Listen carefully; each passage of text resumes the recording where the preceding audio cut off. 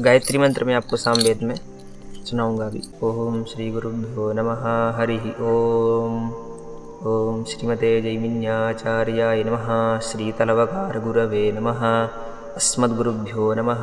हरि ओम। प्राजापत्यं गायत्रं तत्सवितुर्वरेण्यो भर्गो देवस्य धीमहि धियो यो नः प्राचाहिं भा ओ वा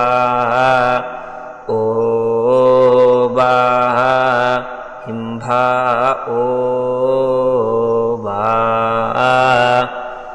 नमस्कार, मेरा नाम आदर्श दुबे है और मैंने दक्षिण भारत में सामवेद का अध्ययन किया है। सामवेद का अध्ययन 9 वर्ष तक पूरा गुरुकुल परंपरा से किया है पालक्काड केरला में।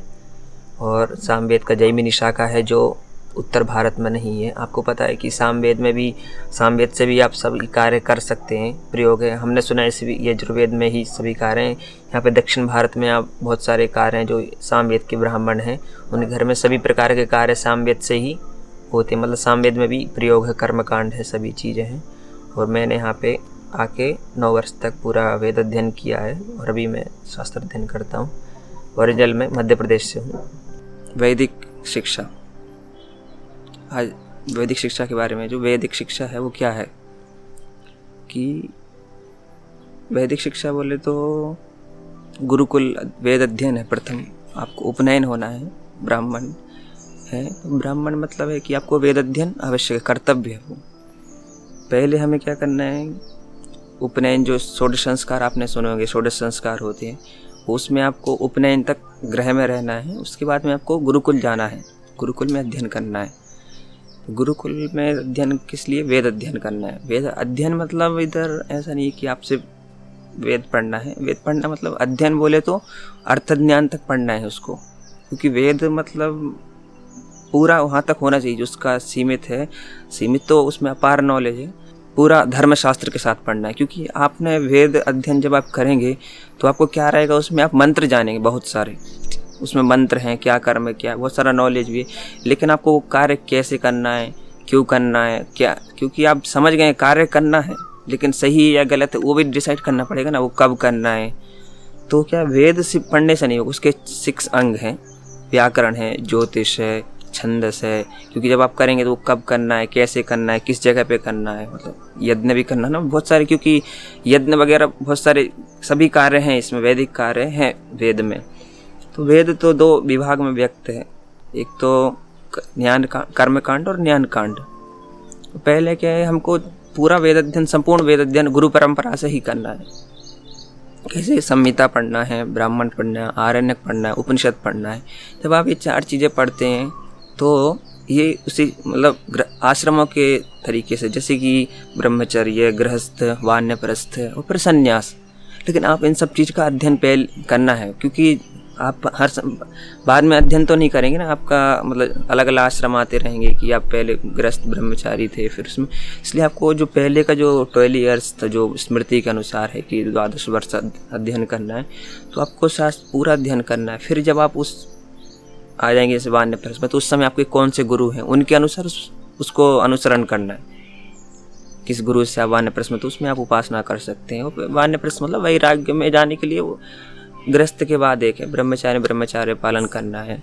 और ब्राह्मण पढ़ेंगे तो ब्राह्मण वाक्य आपको निर्देश करता है कि आपको क्या कार्य करना है, कैसे करना है। मतलब वेद में ओनली मंत्र रहेंगे, फिर आप उस मंत्र को किस प्रकार उपयोग करना है वो आपको ब्राह्मण के द्वारा निर्देश मिले। ब्राह्मण बोले तो एक बुक, मतलब एक ग्रंथ है जिसके अनुसार सब कार्य किए जाते हैं, यज्ञ इत्यादि।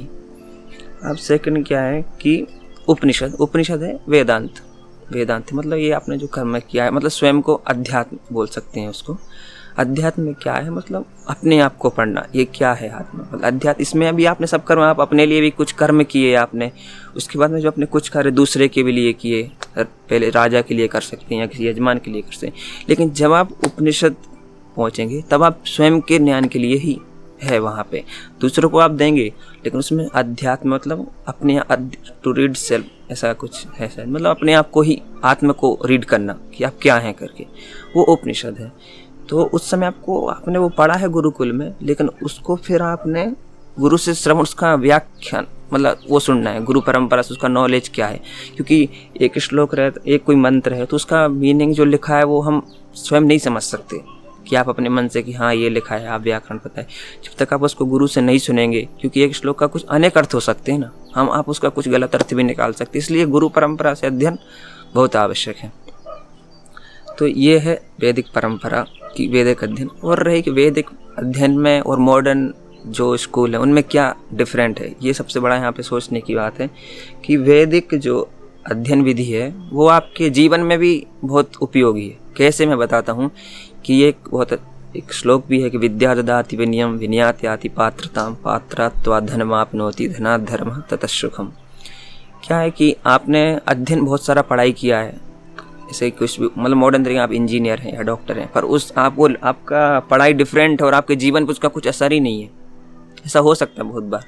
लेकिन जो वैदिक एजुकेशन है, आप जितना हाई लेवल जाएंगे उतना आपके जीवन पे वो बहुत असर रहेगा। उसका कैसा रहेगा कि आप ऐसे आपको जो प्राकृतिक जो बाधाएं हैं या फिर कुछ भी ऐसे छोटी छोटी बातों, दुख क्या चीज़ें हैं, ये सब आप इन सब चीज़ों को बहुत जल्दी सहन करने का एक पावर मिलेगा। क्योंकि उससे जब आपके पास विद्या है तो आपको वो सही और गलत करने का वो होना चाहिए ना, कि आपने बहुत इतना अध्ययन किया है 12 ईयर्स, तो आपको पास क्या विचार होना चाहिए कि क्या सही है क्या गलत, विवेक मिलेगा इससे। ऐसा नहीं है कि आपने बहुत सारा पुस्तक पढ़ी और आपको तो एक छोटी छोटी बात पर से गुस्सा आता है, आप मतलब समझ नहीं पाते हैं, कंफ्यूज हो जाते हैं। ऐसा नहीं होता। वैदिक शिक्षा दी आपने पूर्ण तरीके से, वैदिक अध्ययन हुआ है, ये आपने गुरु परंपरा से वैदिक सभी काव्यों का, शास्त्रों का यदि अध्ययन करते हैं तो हमेशा आपको विवेक, बहुत सूक्ष्म बुद्धि मिलती है। और शास्त्र और वैदिक अध्ययन में क्या है कि आप किसी भी मार्ग में रहें, किसी मार्ग में आपको, चाहे वो एकाग्रता हो या फिर स्वास्थ्य हो या फिर टोटल चीज़ ले लीजिए, धैर्य हो, मतलब आपको धैर्य तक सिखाया जाता है। आप मॉडर्न एग्जाम स्कूल तरीके देख लीजिए, आपको धैर्य क्या है, पेशेंस कैसे, मतलब ये सब चीज़ें आपको नहीं सिखाई जाएंगी। आपको सिर्फ जो एक पुस्तक का नॉलेज है कि आप ये पढ़ो, आपने जो 6th क्लास में जो पढ़ाई की आपको 7th में यूजलेस, कुछ काम की नहीं। तो ये सब वैदिक शिक्षा में है। तो वैदिक शिक्षा है आपको पूरे कार्य करना है, आपको हर चीज़ उसमें सीखने को मिलती है, चाहे भोजन बनाना हो, कुकिंग हो, आप टोटली तरीके से आपको सीखा। और वो ऐसा नहीं कि आपने कुकिंग सीखी तो आपको पढ़ाई नहीं मिलेगी, वो भी आपको अध्ययन के तरीके से ही सीखा जाए कि हाँ भाई आपने भोजन भी बनाने के लिए आप सक्षम हैं। तो सभी तरीके से आपको ट्रेन किया जाता है उसमें, मतलब ट्रेन किया जाता है, मतलब वैदिक शिक्षा हम सभी भारतीय लोग जानते हैं कैसा क्या होता है।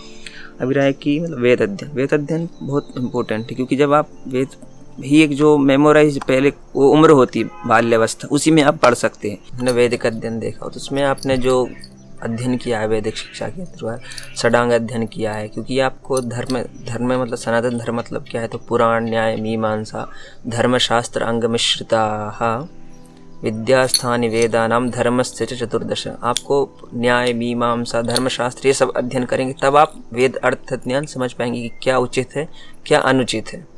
और शास्त्र का अध्ययन का मतलब यही है, आप चाहे पूर्व मीमांसा शास्त्र पढ़ें या उत्तर मीमांसा शास्त्र, धर्म और अधर्म इसके अंदर आपको डिफरेंट दिखाता है। क्योंकि आप पढ़ लिए हैं धर्म, लेकिन उसमें अधर्म क्या है धर्म क्या है ये ज्ञान हमको अच्छे से मिलता है। किससे? शास्त्र से।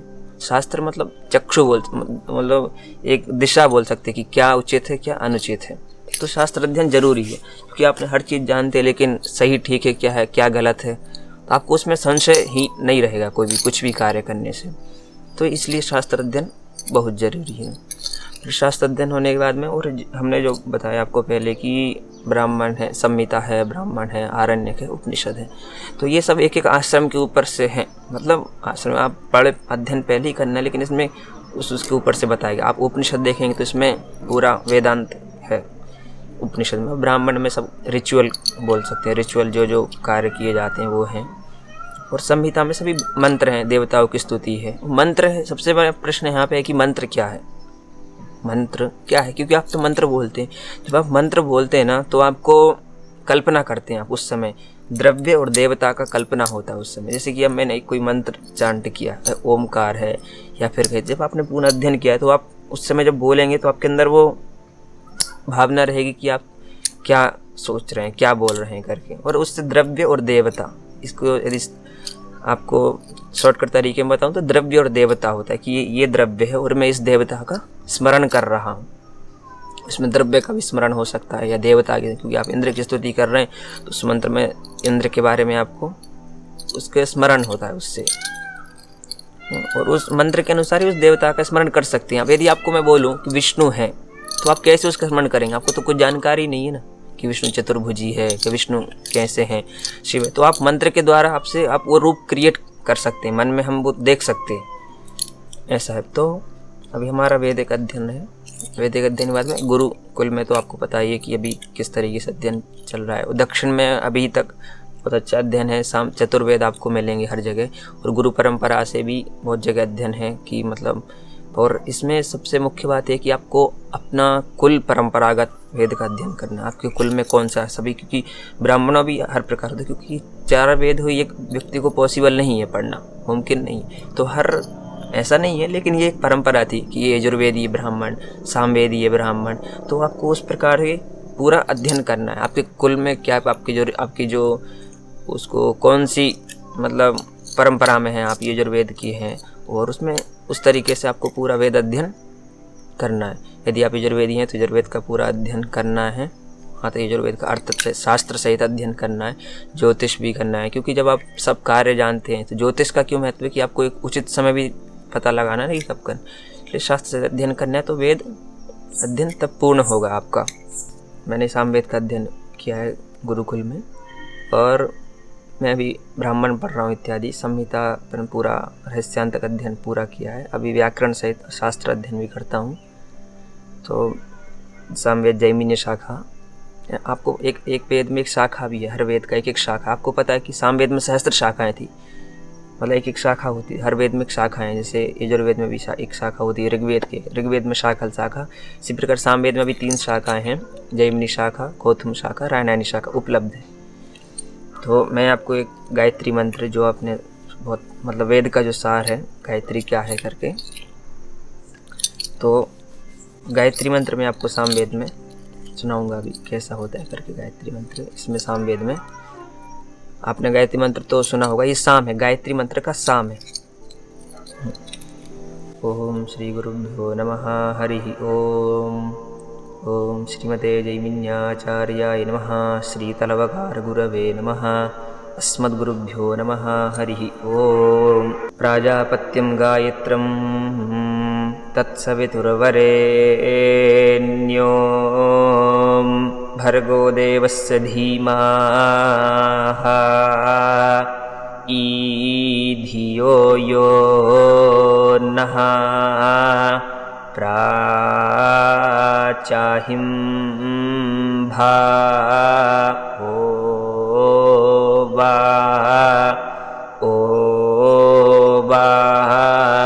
हिंभा ओ वा। अभी ये गायत्री मंत्र है सामवेद के। इस प्रकार ऐसा नहीं कि ये गायत्री मंत्र है तो यही, ऐसे बहुत सारे अलग अलग मंत्र, क्योंकि मंत्र स्वर के ऊपर, अभी आप इसको अलग तरीके से भी देख सकते। 2-3 प्रकार से गायत्री मंत्र है। ये प्रकृति प्रयोग है, प्रकृति में आरण्यक में जहाँ आता है गायत्री मंत्र 2-3 बार है, अलग अलग तरीके से। मंत्र सेम रहेगा, सिर्फ उसकी अलग अलग श्रुति रहेगी। अभी आपको मैं एक और मंत्र बोलूँगा कि एक और मंत्र में क्या अलग मंत्र है और एक और मंत्र, इसमें अलग स्वर आएंगे। मंत्र स्वर के ऊपर रहता है। अभी इसमें हम प्रचोदयात नहीं सुन पाए होंगे, सिर्फ आपने इतना ही है, क्योंकि इसमें सब में डिफरेंट है। वो किस प्रकार है वो शास्त्र अध्ययन के द्वारा ही पता चलेगा कि इसमें क्या है करके। इसमें स्तोभम होता है, हिम भा ओ वाह, ऐसे स्तोभम है। ये सब शास्त्रों के द्वारा है। अभी एक और, ओम बारहस्पत्यंजाः सोमं राजानं वरुणाम् अग्निमन्वारभामहे होवाहायि आदित्यं विष्णुं सूर्यं होवाहाई ब्रह्माणांच होवाहाई बृहस्पतिम्।